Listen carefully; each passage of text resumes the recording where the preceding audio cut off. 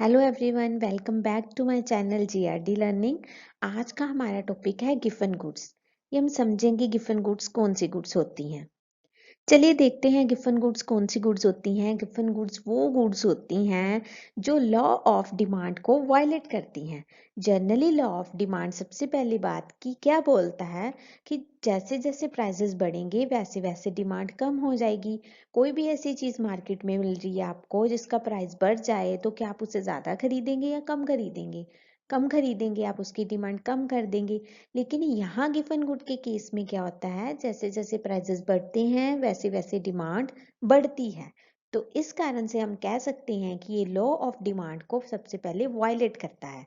दूसरी बात ये कि ये इस तरह के एक ऐसे special type of inferior goods होती हैं जिनका प्राइजेस के बढ़ने से डिमांड बढ़ती है। अब इंफीरियर गुड्स क्या होता है? इंफीरियर गुड्स वो गुड्स होती हैं जो कि लो क्वालिटी की होती हैं। बट यहाँ पे ये लो क्वालिटी नहीं होती, ये थोड़ी सी सस्ती होती हैं। लेकिन इन्हें पूरी तरह से इंफीरियर गुड्स नहीं कहा जाएगा क्योंकि ये एक बेसिक नेसेसिटी की गुड्स भी होती हैं। ये हमारी बेसिक नीड पूरी करती हैं, जैसे कि चावल, आटा, नमक, ऐसे गुड्स जिनका अल्टरनेट नहीं होता, बेसिक नीड भी पूरी करती हैं और थोड़ी सी सस्ती भी होती हैं। इसीलिए इन्हें special type of inferior goods बोला जाता है। ये पूरी तरह से इंफीरियर गुड्स नहीं होती। सो इनकी प्राइजेस के बढ़ने से इनकी डिमांड भी बढ़ती है। इसीलिए बोलते हैं कि ये लॉ ऑफ डिमांड को वायलेट करता है। देखिए ऐसा क्यों होता है कि प्राइजेस के बढ़ने से डिमांड बढ़ती है? जनरली तो ऐसा नहीं होता, वैसे तो डिमांड कम होती है प्राइजेस के बढ़ने से, पर गिफन गुड्स में ऐसा क्यों होता है? देखिए सबसे पहली बात कि प्राइस के बढ़ने से डिमांड बढ़ना ये तभी होगा जब तीन कंडीशंस फुलफिल होंगी। सबसे पहली कंडीशन की जो लोग हैं जो वो चीज़ें खरीद रहे हैं वो लो इनकम ग्रुप से होने चाहिए। वो अगर लो इनकम ग्रुप से हैं और उनका किसी चीज़ को लेकर प्राइसेस बढ़ गए हैं तो वो अपनी डिमांड भी बढ़ा लेते हैं। इसीलिए बोला गया है कि इसमें इनकम इफेक्ट स्ट्रोंगर रहता है देन सब्सिट्यूशन इफेक्ट। और सब्सिट्यूशन इफेक्ट इतना नहीं रहता। सब्सिट्यूशन का मतलब है कि वो चावल, आटा, नमक, उसका कोई सब्सिट्यूशन नहीं मिलता मार्केट में उनको।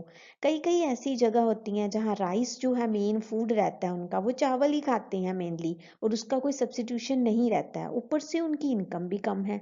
तो अगर चावल के प्राइसेस बढ़ जाए तो क्या वो उनकी डिमांड कम करेंगे? वैसे ही उनकी बेसिक नेसेसिटी है तो वो उनकी डिमांड और बढ़ा देंगी। और वो क्या सोचेंगे कि जैसे अगर वो दूसरी गुड्स पे अगर खर्च करते हैं तो फिलहाल के लिए वो उन पर कम करना खर्च शुरू कर देंगे। चलो यहाँ से खर्च हम कम कर लेते हैं, बट जो बेसिक नेसेसिटी अभी महंगी हुई पड़ी राइस, उसको तो हम खरीदें, उसकी डिमांड और बढ़ा देते हैं और अपनी दूसरी नीड्स पे फिलहाल के लिए कम खर्च करना शुरू कर देते हैं। सो इसी वजह से ये गिवन गुड्स कहलाती हैं और इसी वजह से ये गिवन गुड्स के केस में होता है जो लॉ ऑफ डिमांड को जनरली वायलेट करता है। यानी कि प्राइजेस के बढ़ने से इनकी डिमांड बढ़ती है। When prices of basic commodity rises, poor consumers become poorer. वो और पुअरर हो जाता है। जैसे कि अगर उसकी सपोज करो इनकम ही 50 है, अगर वो 50 इनकम है, राइस का प्राइस पहले 20 पर केजी था, अब 40 रुपये पर केजी हो गया। अब ज्यादातर उसकी इनकम तो राइस पे ही जा रही है, तो वो पुअरर बिक और पुअरर हो गया। पुअर पीपल जो पुअर है वो और पुअरर हो गया। तो वो उससे एक तरह से फोर्स्ड हो जाता है कि वो उसी कमोडिटी को ज्यादा खरीदे and force to consumes more of that commodity, यानी कि rice, as they can't afford better substitution, because क्योंकि वो दूसरा कोई और सब्सटीट्यूशन नहीं अफोर्ड कर पाता। वैसे ही वो लो इनकम ग्रुप से बिलोंग करता है। Two effects are the reason behind this. ये दो इफेक्ट्स जो हैं इसके पीछे रीजन है। पहला इफेक्ट है income effect and second effect है सब्स्टिट्यूशन इफेक्ट। जो इनकम इफेक्ट है वो स्ट्रॉन्ग इफेक्ट माना जाता है and substitution effect weak effect माना जाता है। इनकम इफेक्ट कहता है कि अगर तो लो इनकम ग्रुप से बिलोंग कर रहा है कोई और प्राइजेस भी राइज हो जाएं तो वो जो लोग होते हैं वो और पुअर होना शुरू हो जाते हैं, जिस वजह से वो बेटर चीज़ों को, दूसरी बेटर चीज़ों का अफोर्ड नहीं कर पाते और फिर उनको मजबूरन वही चीप जो है यानी कि थोड़ा सा सस्ता इनएक्सपेंसिव कमोडिटी को खरीदना पड़ता है, जैसे कि राइस।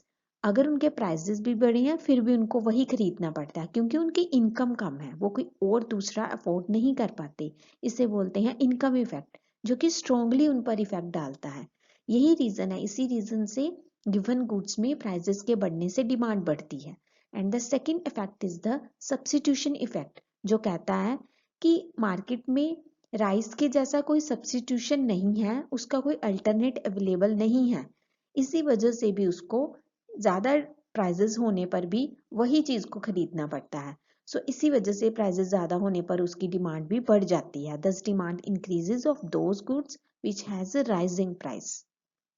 चलिए एक एग्जांपल के साथ समझते हैं। देखिए, इन लो इनकम हाउस होल्ड, एक लो इनकम हाउस होल्ड है, उनकी इनकम कम है और राइस उनका मेन फूड है। कई कई ऐसे एरियाज में होता है ना कि राइस, व्हीट या ब्रेड मेन फूड ही रहता है। अगर इनके प्राइसेस बढ़ जाएं तो people will reduce the consumption of costly vegetables. वो सोचते हैं कि चलो कोई बात नहीं, वेजिटेबल्स पे हम कम खर्च कर लेते हैं, मेन तो राइस है ना, राइस तो लेना जरूरी है, ये हमारा मेन फूड है, इसी पे ही खर्च कर लेते हैं, वेजिटेबल्स पे कम कर देते हैं।